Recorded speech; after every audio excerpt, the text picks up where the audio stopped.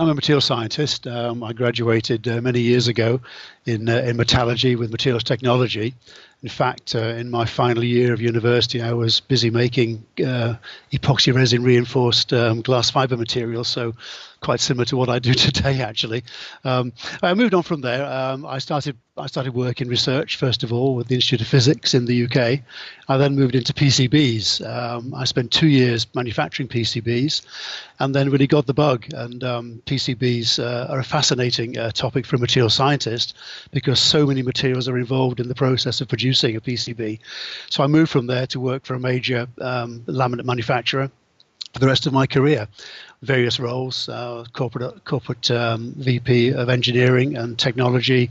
I've run various facilities, had a lot of different roles in that sphere. So my entire career really has been in electronics manufacturing or PCB materials manufacturing.